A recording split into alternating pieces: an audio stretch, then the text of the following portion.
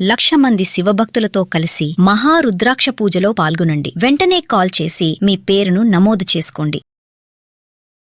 నమస్కారం అండి, నేను మీ నండు రవికుమార్ని. సుమన్ టీవీ వీక్షకులకు పునఃస్వాగతం. అడిగారు చాలామంది, ఇన్కమ్ ట్యాక్స్ రూల్స్ ప్రకారంగా, అంటే as per income tax rules, ఒక రోజులో ఒక వ్యక్తి నుంచి ఎంతవరకు క్యాష్ తీసుకోవచ్చు, ఆ లిమిట్ దాటితే ఐటీ నోటీసులు వచ్చే ఆస్కారం ఉందా అని. రైట్, అంటే మీరు అడిగిన దానికి ఒక రోజులో మనం ఎవరి దగ్గర లావాదేవీలు చేసుకుంటున్నప్పుడు మాత్రం 2 లక్షల వరకు తీసుకోవచ్చండి క్యాష్.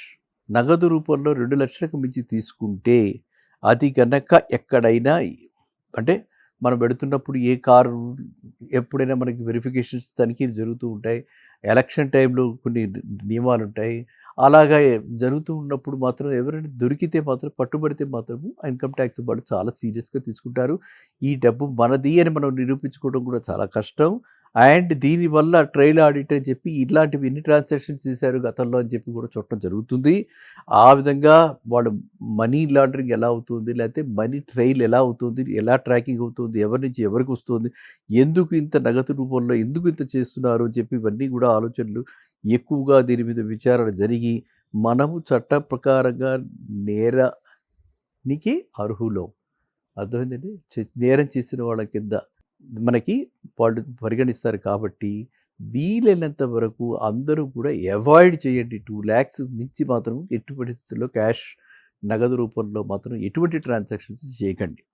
అదే మనము అంతకు మించి ట్రాన్సాక్షన్స్ చేస్తే ఇప్పుడు రూల్స్ ప్రకారంగా ఏ బ్యాంకుల నుంచో మనం డబ్బులు తెచ్చుకుంటే ఆ బ్యాంకులో క్యాష్ ఈ విధంగా తీసుకెళ్లారు అని చెప్పి అబౌట్ 10 lakhs ఇస్తే అప్పటికప్పుడే ఇన్స్టెంట్గా అది ఆర్బీఐకి రిపోర్ట్ చేయడం జరుగుతుంది. అండ్ బిలో 10 lakhs అయినా కూడా 2 లక్షలు తీసుకెళ్లారు, ఆ క్యాలెండర్ ఇయర్లో ఎంతవరకు తీసుకెళ్లారు అని చెప్పి చూసి అలా 10 lakhsకి అబౌవ్ అప్పుడైనా కూడా, అంటే 5 సార్లు అయిపోయిన తర్వాత అప్పుడు కూడా అది రిపోర్టింగ్ జరుగుతుంది. పాన్ కార్డుతో మనల్ని ట్రాక్ చేస్తారు ఇన్కమ్ ట్యాక్స్ డిపార్ట్మెంట్ వాళ్ళు వెంటనే నోటీసులు ఇస్తారు, ఎందుకు ఇలా క్యాష్ ట్రాన్సాక్షన్స్ జరుగుతున్నాయని చెప్పి వాళ్ళు మొత్తం మన ఆరా తీయటం జరుగుతుంది. అలా జరిగిన పరిస్థితుల్లో స్క్రూటినీ పడటానికి కూడా అవకాశం ఉంటుంది, అసెస్మెంట్ చేసినటువంటి రిటర్న్స్ తీయడానికి కూడా అవకాశం ఉంటుంది. మళ్ళీ ఇన్కమ్ ట్యాక్స్ వాళ్ళు ఆ పర్టికులర్ ఎస్ఎస్సి ఎక్కడైతే ఉన్నారో ఆ ఇళ్ళు రేడ్ చేయడానికి, ఆ నివాసాలు, ఆయనకి ఏవైతే బ్యాంక్ అకౌంట్లు ఉన్నాయో అవన్నీ కూడా రేడ్ చేయడానికి చాలా చాలా చాలా ఆస్కారం ఎక్కువగా ఉంటుంది, తలకాయ నొప్పి ఎక్కువగా ఉంటుంది. సో మీరందరూ అడిగారు కాబట్టి మీరందరూ నగదు రూపంలో ట్రాన్సాక్షన్స్ బాగా తక్కువగా లిమిటెడ్ ట్రాన్సాక్షన్స్ చేసుకుంటే మాత్రమే సంవత్సరానికి 10 lakhs, అది సంవత్సరానికి పర్ పాన్ కార్డ్ 10 lakhs.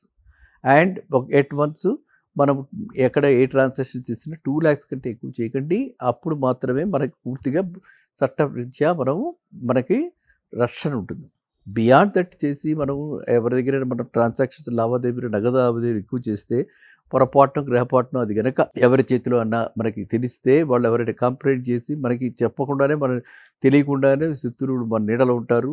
కాబట్టి అలాంటి వాళ్ళు ఎవరైనా కంప్లైంట్ చేయడానికి కూడా అవకాశం ఉంటుంది. కాబట్టి మనం అలా in excess of 2 lakhs cash కనుక ఉన్నట్టయితే, మన అలాంటి ట్రాన్సాక్షన్ జరిగినట్టయితే ఇన్కమ్ ట్యాక్స్ నోటీసులు పంపించే అవకాశం, ఇన్కమ్ ట్యాక్స్లు మనకి ఇంటికి మనం ఎక్కడైతే ఆ డబ్బులు పెట్టుకున్నామో ఇప్పుడు రేట్ చేసి కూడా మనల్ని ఆధారాలు అడగటం, ఇవన్నీ చాలా ఇదవుతుంది. అప్పుడు చాలా కాంపౌండింగ్, అంటే పెనాల్టీలు కూడా మామూలుగా మనం ట్యాక్స్ కట్టాల్సిన 30% అయితే ఇలా గనక మనం చేస్తే వాళ్ళకి ఇంకా పెనాల్టీలు వేసే అధికారం కూడా వాళ్ళకు ఉంది. కాబట్టి ఆ పెనాల్టీలు కూడా ఫారిన్ ఎక్సెస్, అంటే మళ్ళీ చేయకుండా ఉండాలని డిటరెంట్ యాక్షన్ తోటి నాకు తెలిసి 70% దాకా పెనాల్టీ వేసిన కేసులు కూడా ఉన్నాయి. 30%తో పోయి 70% పెనాల్టీలు వేసి, అంటే వాడికి మిగిలింది 30% అనమాట. ట్యాక్స్ రూపంలో ఏది కట్టాల్సి వచ్చేదో అంతే చేతిలో మిగిలింది. అలాంటి పరిస్థితులు మనం ఎప్పుడు కూడా తెచ్చుకోకూడదు. సో ఇన్కమ్ ట్యాక్స్ యాక్ట్ ప్రకారంగా వాళ్ళకున్న అధికార పరిధిలో మనము ఈ విధంగా 20,000 రూపాయలు వరకు మనం చేసుకుంటూ 20,000 రూపాయల వరకు చేస్తే మనకి ఎటువంటి ప్రాబ్లం ఉండదు. సో అందువల్ల మీరంతా కూడా ఆ లోపలే చేయండి ట్రాన్సాక్షన్స్, తప్ప సీలింగ్స్ దాటకండి.